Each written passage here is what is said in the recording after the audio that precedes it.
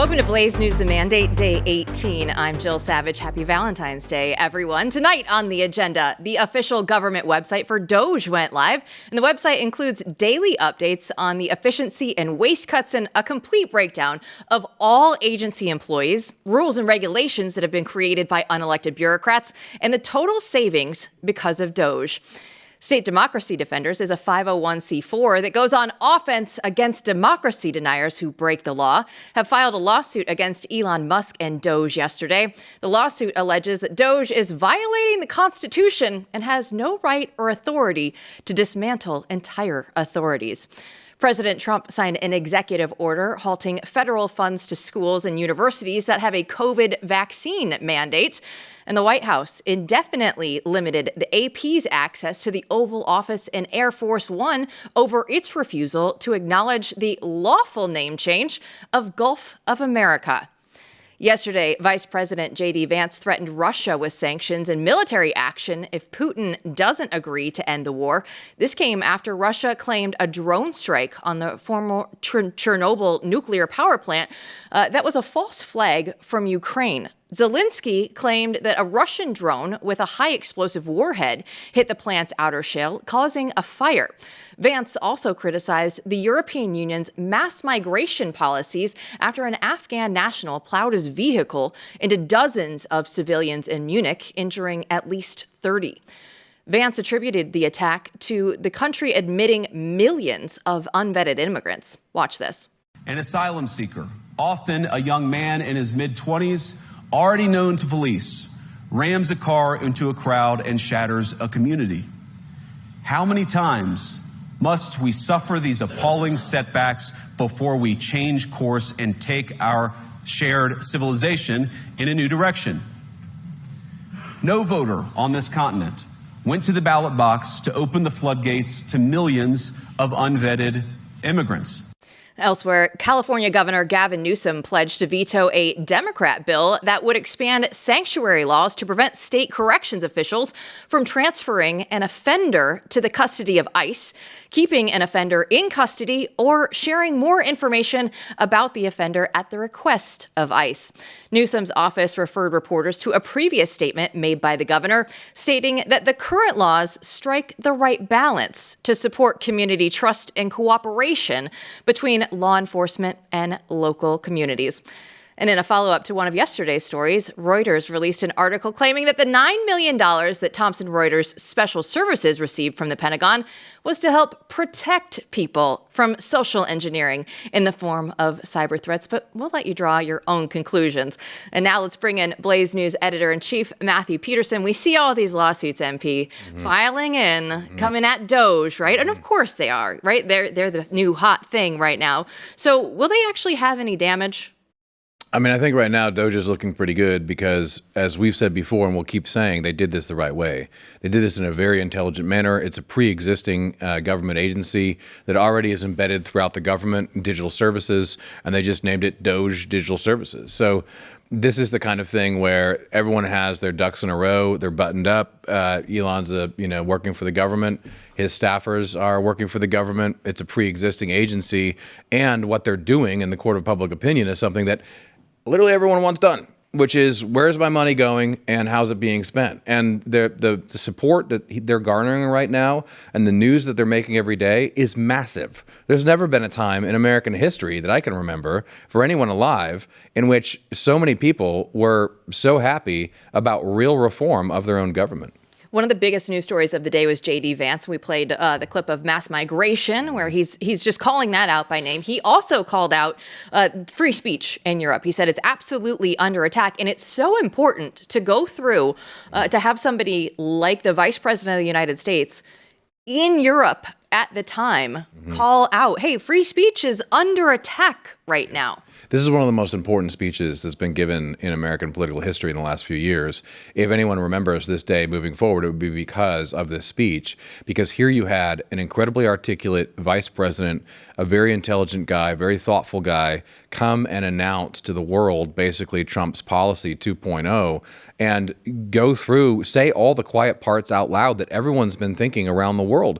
The dissenters in Europe from a lot of these governments, right, their own people have been upset with these policies policies, and he just went and said, what are you doing? You're destroying this civilization. Who are we kidding ourselves about Western values when free speech is so denigrated and we're throwing people in jail for being pro-life, et cetera? What are you doing? And the way in which he did it, it demands a response. And so it stirred up a hornet's nest today. We won't see the end of this. And again, it announces the beginning of an entirely new era of American foreign policy. And the leftists always want to say words matter, names matter. Well, now the AP is understanding that when you don't use the correct name, the new Gulf of America, right? It's even updated on like the Apple Maps and everything. But the AP is like, we're above this. We don't need to follow this. And Donald Trump said, okay, well, you don't need to come into the Oval Office or Air Force One for the time being now. Yeah, that's right. You want to dead name the Gulf? Okay, we'll play your game.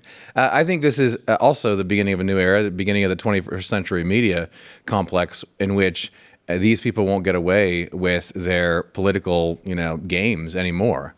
And they do this all the time. I mean, Obama was spying on journalists, right? But here you have the president just, slapping people around a little bit. It's all right. It's a fun thing to watch, right? We're not tired of winning yet. It's a Valentine's Day show. We're going to have an exciting Valentine's Day report on USAID right after this.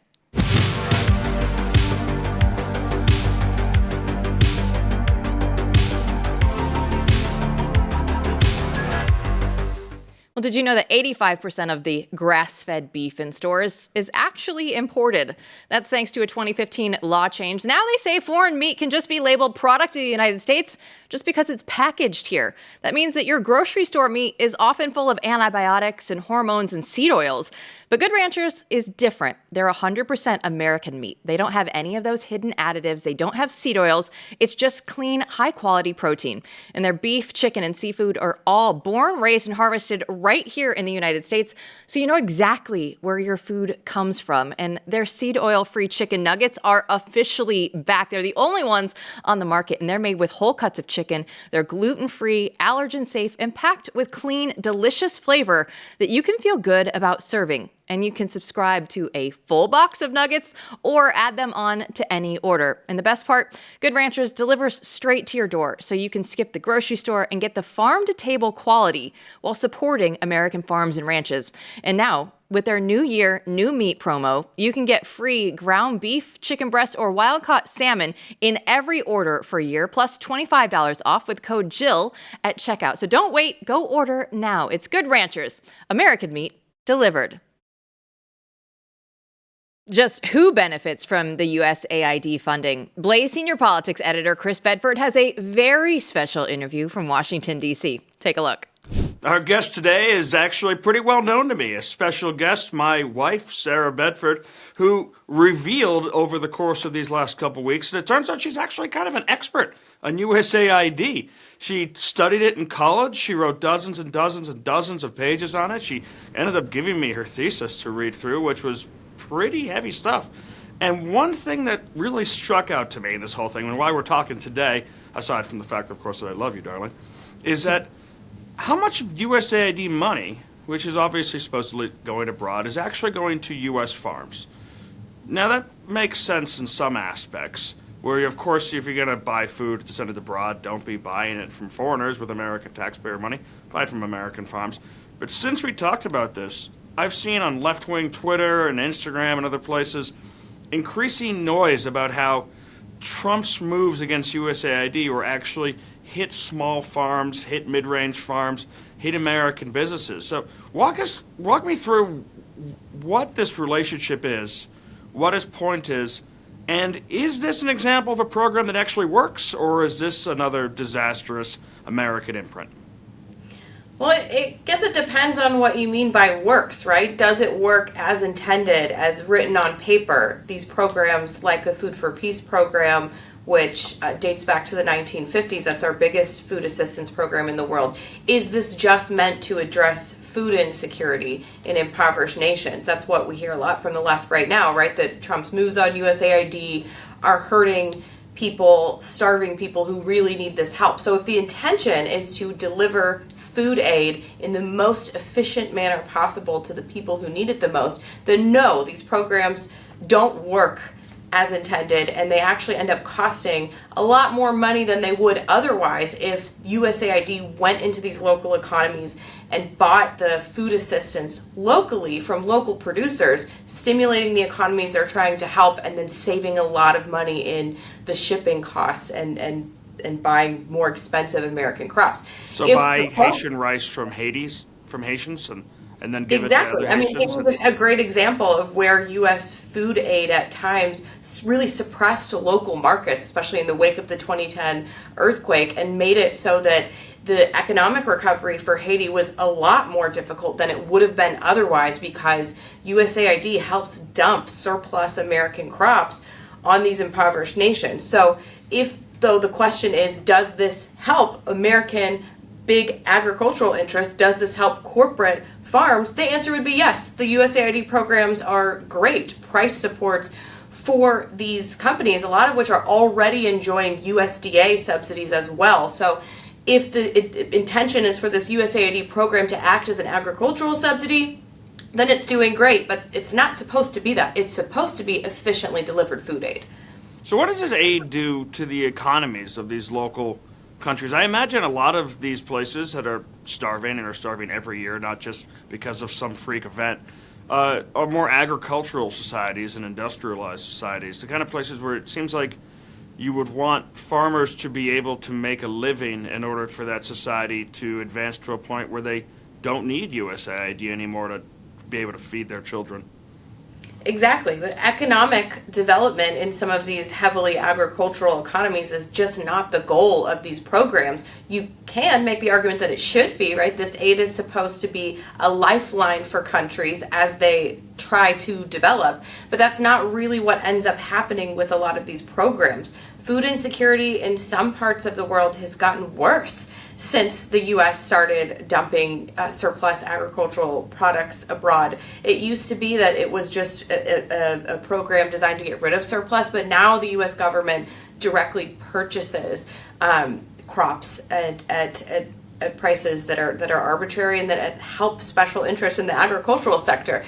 It suppresses those local markets from being able to develop. If a farmer, a rice farmer, is trying to sell his wares at the local market and is being completely undercut by free American rice, he's never going to be able to make a living. And so it creates these cycles of aid dependency that give USAID a reason to exist forever, when they're in some places, especially on the food insecurity front, making the problem they're there to solve worse. I mean, is this something that is worked through with, seems like there's a lot of different special interests here.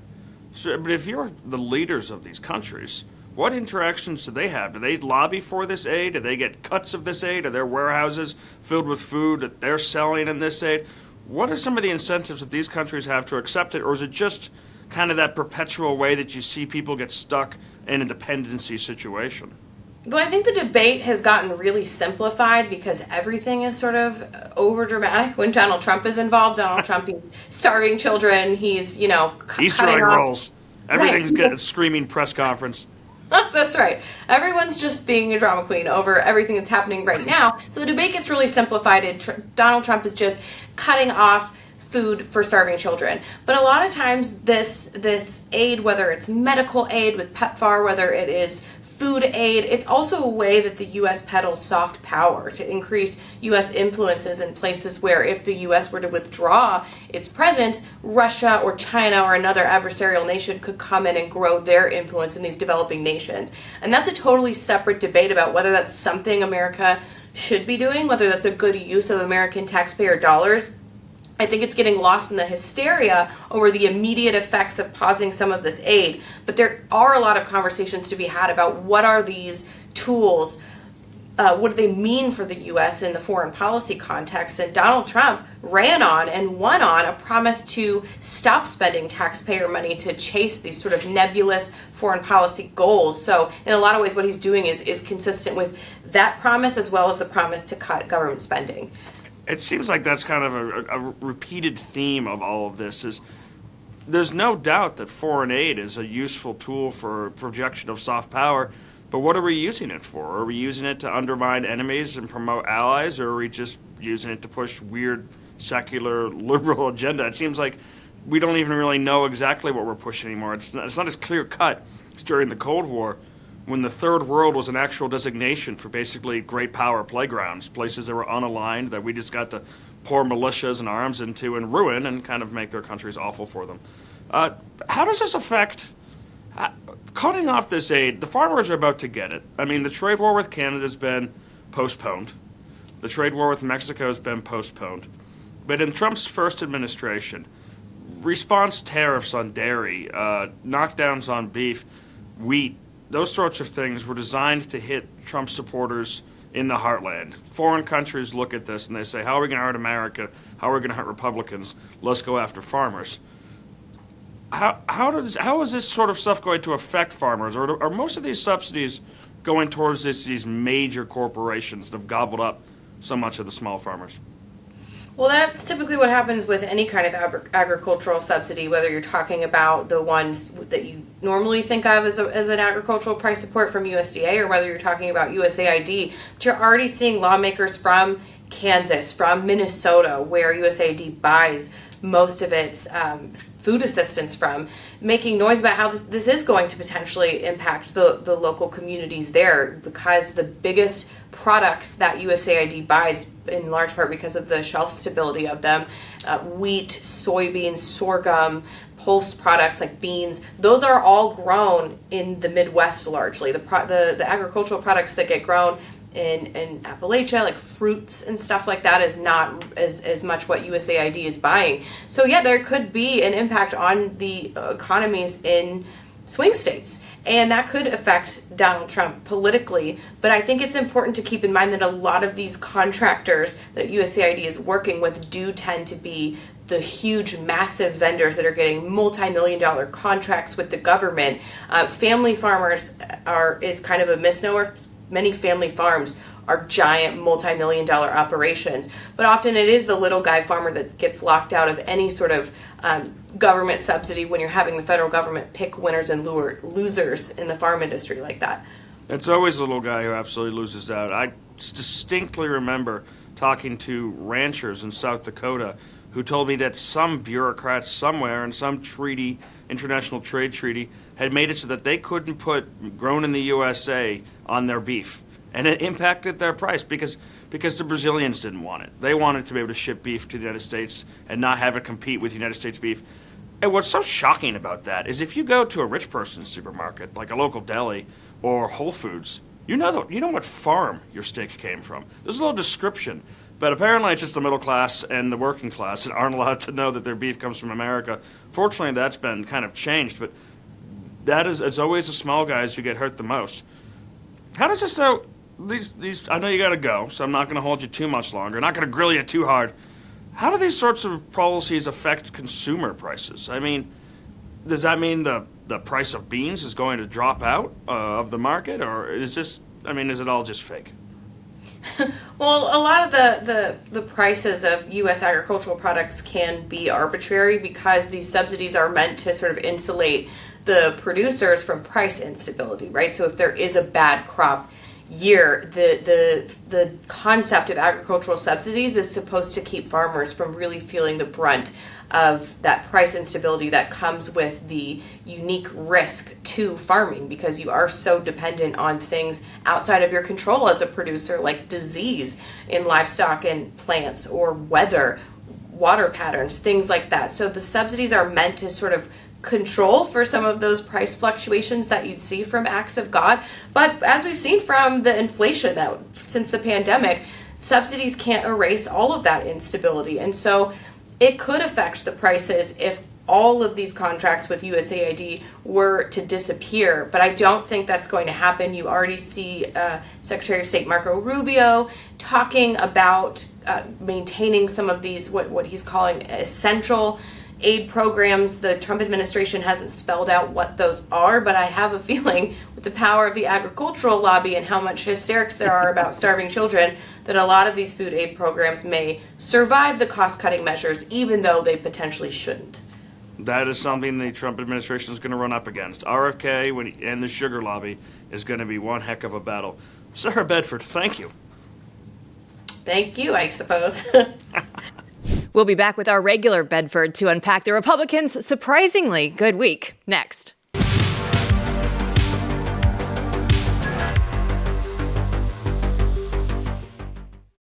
At the beginning of the week, congressional Republicans had 0 budget plans. And today, they finished the week off with 3 of them. So how did they pull this off? Chris Bedford wrote about this in his latest Beltway brief, and he joins us now to break it all down. So Chris, we're going to get to that, right? I want to know, put this on the back burner, what went right for the GOP this week? But before we do, it is Valentine's Day, and we had 2 Bedfords on the show today. So I want to know what it was like interviewing your wife and how she became such a USAID expert. We had no idea this whole time. You know, I kind of got the feeling that she was a USAID expert when she wouldn't let me throw out all these books she had about aid to Africa when we were moving in together. She's like, no, those are important. I mean, this is an old question and it hasn't really gotten anywhere, but it turned out that she had all these books because she'd actually written a paper on this as a fellow. She'd gotten a grant to put this all together. She'd spent an entire year writing this article on how everything was screwed up and how difficult it was and how the incentives were wrong and how all the do-gooders were actually doing bad. So then when USAID came into the limelight, I'm sitting there cooking dinner. I started getting a lecture, and then she's dropping hard facts. And I said, hold on a second, darling. I think we have to get you on TV. And she actually would love to come back sometime because she feels like she didn't get enough chance to grill me. And I was the one who got to ask all the questions. It was a strange and rare reversal. We would love to see that reversed interview. I think we might have questions for her to ask you. Yes. What better way to say I love you than a Valentine's Day with the Bedfords talking about USAID? All I can think of this entire time is you must be the only person in D.C. with a spouse who's not making money from USAID, but actually understands how terrible it is. Amazing stuff. Sometimes I feel like I'm just missing the gravy train on those, but she's also great. We're looking forward to this Valentine's Day. I've also got probably one of the only wives in D.C. who said, "Can we go to a divey Tex-Mex bar in a blue-collar town in the Chesapeake for Valentine's Day?" And I said, absolutely. Well, I love to hear that because, I mean, give me a divey Tex-Mex place anywhere and I'm going to be in as well. Okay, so let's get to your column then from today, from your Beltway brief. I look at it and say, oh my gosh, the GOP, the Republicans actually did have a good week, Chris. It's few and far between, but they're actually getting some things done right now, it seems like. You know, it's a rare thing when in the morning, I get a text message from one of Kevin McCarthy's close aides saying, that was an unusually rosy Bedford column. What's with the good news from you all of a sudden? It was actually a good week. You know, meeting with staff members yesterday, people who've been involved in these negotiations for months. I've been telling you these last couple of weeks that when you talk to any of these folks, you say, well, what's happening? It's a lot of finger pointing. It's a lot of argument. When one person starts talking, the other people go quiet and kind of glower at their lunch or whatever they're working on at that moment. We'll go back to their BlackBerries. Actually, their iPhones now, excuse me. I'm showing my age. And my meeting with folks on Thursday, where I pulled a bunch together for a lunch, everyone was slapping each other in the back and saying we can be friends again because the GOP had finally moved along on the budget negotiations that no one had even really wanted to start. The Freedom Caucus was kind of the first people to say, you know what, game starts now. Essentially what had been happening, you kind of see this on the playground all the time, treat a bunch of third graders arguing, they'll spend half the recess arguing about what the very specific rules are about the game and not that much time actually playing the game. And that's what the GOP got stuck into doing before the Freedom Caucus just said, well, I'm kicking the ball and we're going to start moving. Monday afternoon, they call up Rebecca Zelka. Actually, Rebecca called them, which is some great reporting by her. And they said, wow, well, you know, we're actually right about to release this budget. Why don't we work with you and we'll get this exclusive out to the Blazes readers? And that was the first opening shot. After that, by that evening, Speaker of the House Mike Johnson was on the phone talking to his contacts saying, you know, we've got a budget too. It's going to be out tomorrow. It's going to be, it could be out tonight. Of course, it came out on Wednesday. They really had to scramble for that very, very early Wednesday. And after that, the House representatives were suddenly talking. They were no longer quite as afraid of the legislative process. Like if you like me had the misfortune of watching 12 hours of budget hearings yesterday, you'd see idea after idea, amendment after amendment being argued. It's amazing how much time each person has to argue an amendment that's not have a chance of actually succeeding, but that is the process. That's why it takes 12 hours. And by the end of this process, you had conservative Republicans, leadership, basically with a budget that had 7 times the cuts of what was initially proposed at that Miami conference a few weeks ago.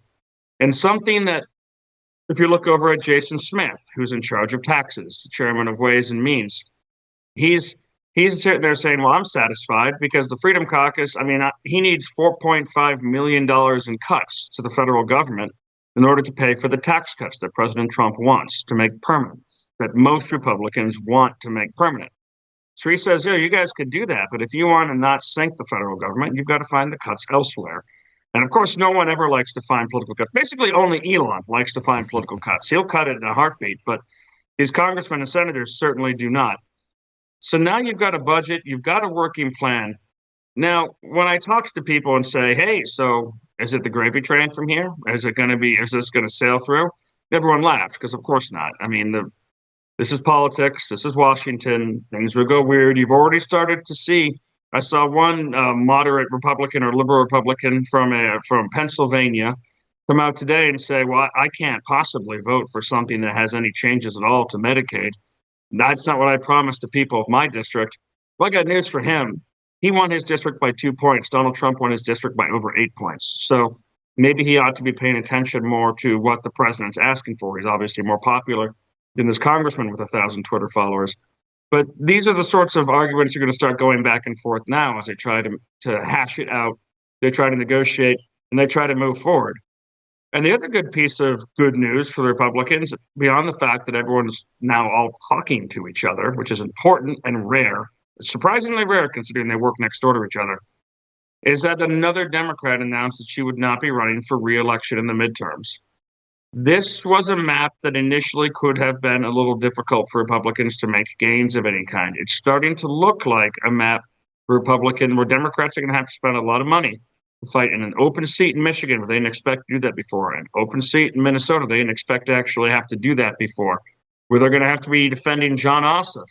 He's in Georgia. He came in a very bad year for Republicans in Georgia. People are upset with them. He since then has governed very far to the left. Georgia is +2 at least Republicans. It came out hard for President Trump. He's going to be someone who I don't think will be seen around in politics for much longer. And suddenly you're looking at a Republican Senate where, as opposed to scrambling to keep its thin majority, will probably be expanding its majority. You put all that together, it's a good week for Republicans in Capitol Hill. It's amazing news to hear, and I agree with the staffer. I stand here in disbelief, thinking that Chris Bedford is giving us this fine picture of Republicans working together, arm in arm, on the people's business. How much, not to be too cynical, but how much do you think these people were encouraged, let's say, by the tidal wave that's sweeping over this country in terms of Elon bouncing around and pressing the delete button on things, the groundswell of support from the base and probably more than the base of Americans saying, hey, this isn't that bad, and sort of the entire push politically and culturally right now seems to be very pro, let's cut this thing. Let's cut stuff. Let's do things. Let's pass even a balanced budget, I heard people talking about, which I haven't heard that phrase in a long time. So do you think that, in other words, that the Trump agenda is sort of reshaping Congress and encouraging these people to get along? Yeah, before I go into that, we were talking about the mood of the room. I got to tell you that ever since I made a joke about third graders making rules, my third grader has had his arms crossed, staring at me from right off camera. I'm going to get it from him right after this. We've got a game of Warhammer planned for the weekend, so that'll be all set. The mood in Congress is actually jubilant in that sort of method. I mean, people are nervous. They don't like to see these sorts of changes. The Republicans are a little sketched out about USAID. They liked USAID. I mean, it was basically a neocon payout for a lot of people. It was a racket for a ton of people. But what they are nervous about and what makes them move and what's going to probably help bring them together is the fact that you've got a president with 53% approval ratings. I've got this coming out. I'll give you a sneak peek of the Beltway brief on Monday. Is Democrats are moving from not just shocked, but now to confusion over what they want to do themselves in opposition. Because now the polling's coming out. Polling on Elon Musk, polling on Donald Trump, polling on Doge. It is all positive. Swing voters in Arizona coming out today and saying, in a study released today, saying unanimously they approve of the guy who they elected, people who voted for Joe Biden before and then voted for Donald Trump in 2020, this last election, 24. These sorts of things, a very popular president is able to move the needle a great deal. And now you've got the Senate. They're also voting on, they're putting together their own bill. I mean, the U.S. Constitution is like really clear that any sort of thing that raises funds for the federal government must originate in the House of Representatives. But I guess it's Capitol Hill, and people seem to be moving on without any comment on that. It's strange. So Lindsey Graham's got his bill, and I was talking to people yesterday on Ways and Means and other committees saying, hey, well, what are we going to have? What happens if Trump backs the Senate bill? And he said, hey, reporters always like to deal with what ifs. What if Donald Trump does this tomorrow? Who knows? We don't know what Donald Trump's going to do tomorrow. But right now, the momentum caused by this popular president and the things that he is asking his Congress for in districts like I just talked about, Pennsylvania districts where the liberal Republican wins by 2 points and Donald Trump outpaces them by another 6, those people are going to have to listen to this very popular president for at least another 2 years, probably longer, in order to get what they want. And I do think that more deals will be cut. I mean, it's going to tick off a lot of conservatives, but you're probably going to have to figure out a way to relieve the taxpayers and get rid of some of the SALT tax benefits that'll go back to New York and some of the blue states. That's going to help out those blue state Republicans a great deal. That's going to tick off a lot of conservatives. You will have to make compromises. Things will get slowed down. But you see it in the rate of the confirmations as well. I mean, Donald Trump is far outpacing Joe Biden in confirmations, despite having large and united, generally, Democrat opposition. And that's not because the U.S. Senate Republicans have suddenly just decided to like him. That's because they're afraid of him. And that goes a long way. Bedford, we have 60 seconds left. The House is not in session next week. The Senate is, and they have a lot to do. They have a lot on their plate. What are the odds that the Republicans can string together back-to-back good weeks? All eyes on Kash Patel. That is what we're all waiting for. We're waiting for what comes as soon as he's in. We know that Glenn Beck is waiting for what comes as soon as he gets in because he's got some strong theories about the release of the Epstein list and other files he's put out there. Take your bets online. And if they can pull that off, and it looks like they're going to, then heck, it's so weird to say it, but another good week for the GOP. Who saw that coming? Be sure to tell Sarah that we will absolutely take that reverse interview here on The Mandate anytime that she wants to. She's hired. Yeah, she's in. Absolutely. And of course, congratulations to whichever one of our viewers gets to propose to you today for Valentine's Day. I saw the results of that poll. Thank you. And happy Valentine's Day to you all. Yeah, happy Valentine's Day to you. MP is going to have that poll coming up in just a minute. But you know what? I also threw one out there, too. I asked if Tom Homan was your Valentine, who would you have deported? We're going to have all those answers coming up right after this.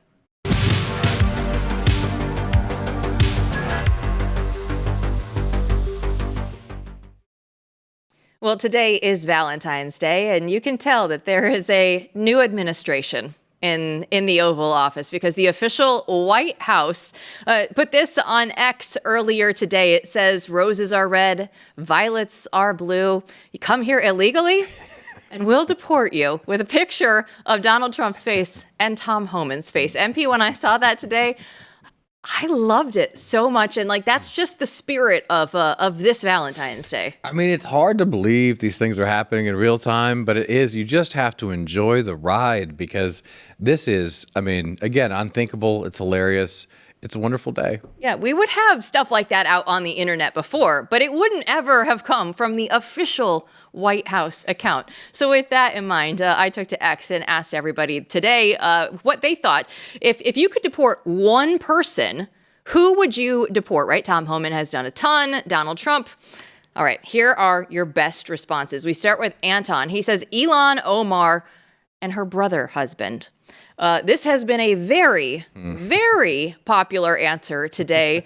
She's been out there speaking in, her native Somalian language and telling everybody, by the way, this is how you go through, and this is, if you don't have a lawyer, just say, I haven't been able to speak to a lawyer. And she's trying to give them all of the tips and tricks. And we're like, hey, we would prefer here that you don't do that in America because we want the American citizens to remain in this country. Yeah, Omar has never made herself likable to the American people.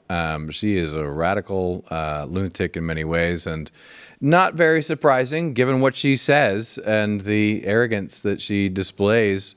Her often hatred, it seems, of America and her love of her home country makes a logical choice. You heard a congressman say this earlier this week, too. Brandon Gill is going to be on the show next week with us, but take a listen to what he had to say earlier. You said that Congresswoman Ilhan Omar, U.S. citizen, should be deported to her home country of Somalia. Omar became a naturalized citizen at 17. Why did you do that?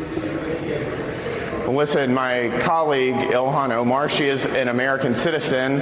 She is a member of the House of Representatives. I didn't call for her to be deported, but I did say that America would be better off were she deported.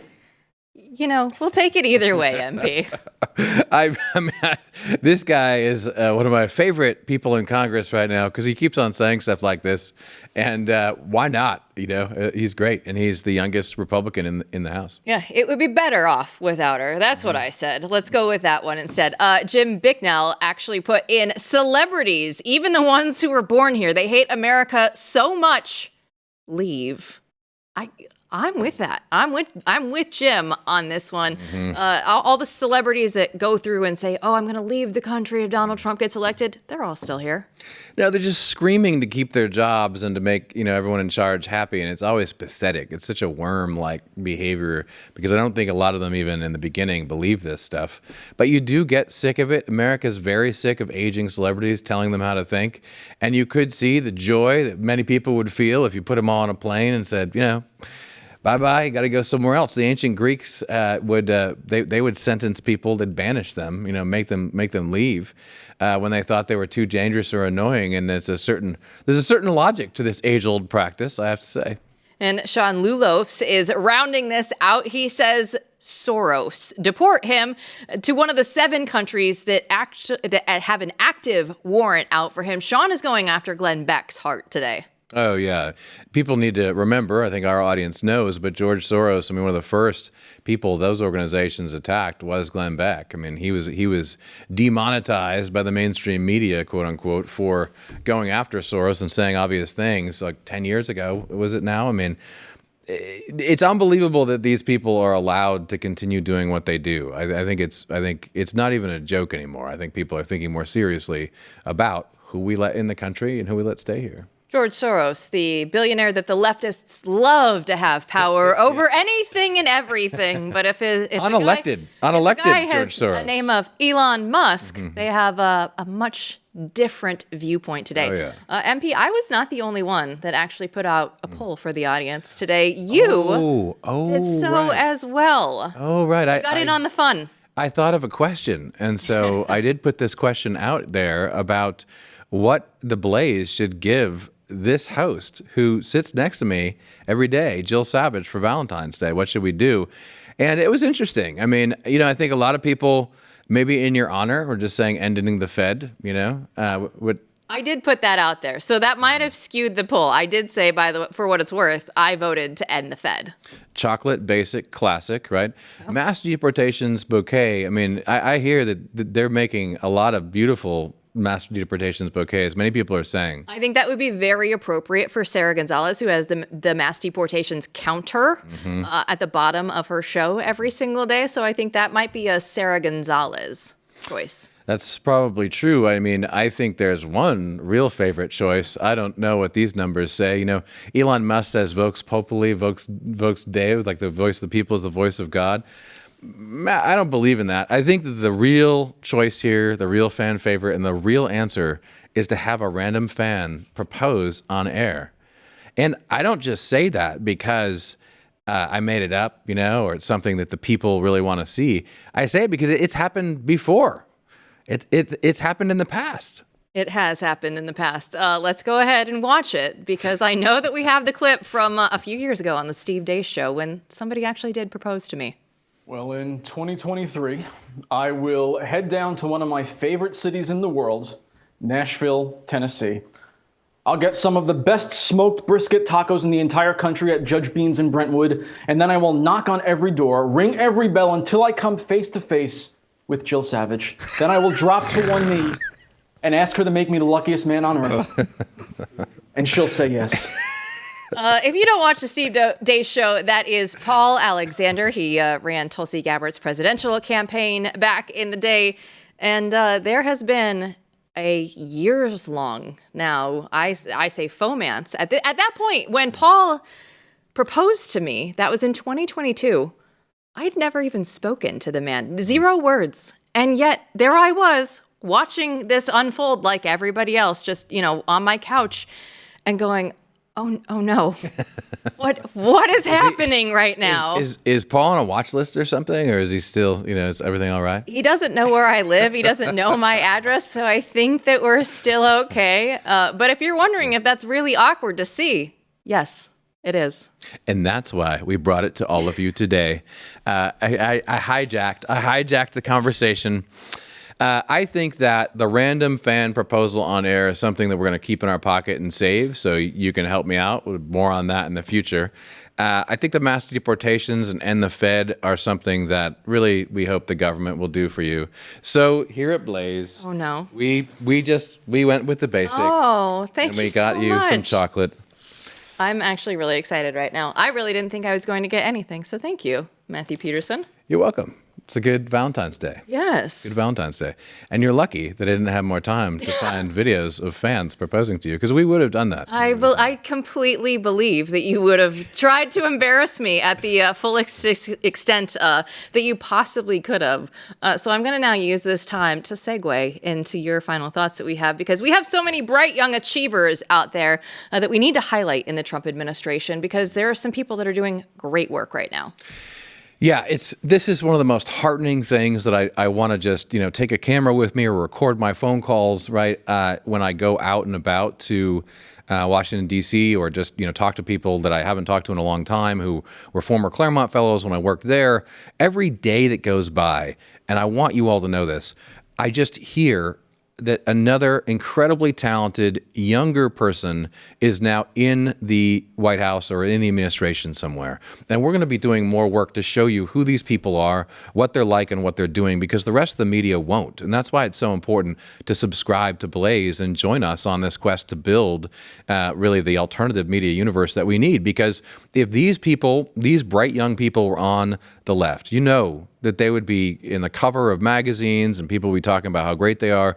And the sad thing is, the people I'm talking about are truly great. These are truly elite people in the best sense. These are people who have achieved at a high level at a young age. They've been, around the block a few times, not a ton, but a few times, and they've just propelled up, and they understand the MAGA Maha agenda. They understand it in their bones instinctually. They don't have any baggage from the past, any sort of uniparty baggage. These are people who understand the Trump agenda. Many of them last time were Trump supporters. Some of them were in the administration last time.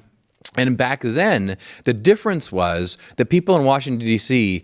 thought, who the hell are you? You don't have credentials. And then as the Trump administration wore on, they thought, hey, bring the kid in here, because I don't even understand what Trump's trying to do. These were Republicans in his administration. They would go, he's questioning NATO. I don't get this. Bring that younger guy in here, because he might understand what Trump's trying to say. And they realized that they didn't understand the agenda. These younger generations do. It's part of what they eat, sleep, and breathe. And there are so many people. This is a youth movement. MAGA Maha is not just, a bunch of old people. This is a youth movement that's full of vitality and energy and talented people with great ideas who are now all being swept into this administration during this second American Revolution. And if you remember when we had Mary Rourke on the show, and she was talking about Gen Z and millennials, and basically the younger you get with these people, the more based they are. It's just one of those things where, like, the millennials, it's kind of hit and miss, right? It's not the entire generation of us. I was hoping that it would like really grab on to more of us. And there are the ones that are pretty based as well. But once you get to Gen Z, if they are at all involved in this, they are 100% all in. This is the MAGA mandate, and they are all about this movement. And I think the reason why is they understand the stakes. They haven't seen in America, pre-2000, right? They've seen lose a bunch of foreign wars, spend a bunch of money, a bunch of incompetent people in charge. And so they don't have the baggage in their heads that a lot of the rest of us do when we remember things used to be better, right? So they directly address the problem, and they do it boldly, and they don't care what people think about them. And that's what's so incredible. Let's take even the Valentine's Day tweet from the White House, which was hilarious. That is... that's not your father's Republican Party, right? I mean, that's probably a Zoomer on the account going, this is hilarious. And then everyone else in the room like, you know what? The kid's right. Let's go. That's the kind of thing that it's energy, it's humor, it's youthful. It has that sort of energy to it. And also new ideas, which are going to become more and more important as we reform things the right way.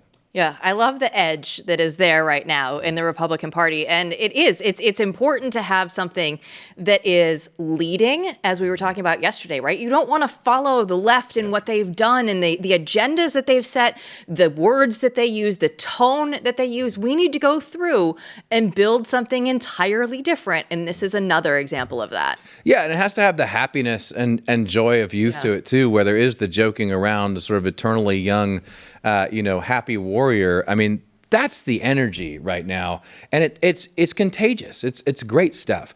Now, I do think that these are people who want to establish new habits and a new culture, so they don't have anything decent from the past, right, to guide them, because they look up and they see all this terrible stuff out there. And that's where, that's why we need good habits on Valentine's Day. For instance, my grandmother was incredible. I think of her every Valentine's Day, of all things. I think of my grandmother, because her entire life dedicated to Valentine's Day enjoyer, Valentine's Day respecter. And when I was growing up, until the time I was all grown up, she would always send something on Valentine's Day every time. Well, that's so nice. And maybe I have her to thank for these chocolates that we have here. And you know what? I'm going to make you help me with some of these, that's for sure. I don't know what your plans are. I know I'm definitely going to go have an Aperol Spritz later tonight and enjoy the day. What are you going to do? Well, a Monaco Martini is always nice. And we are going to go out and have a good time tonight with some other friends. And I hope all of you do the same. Yes. It's a beautiful day.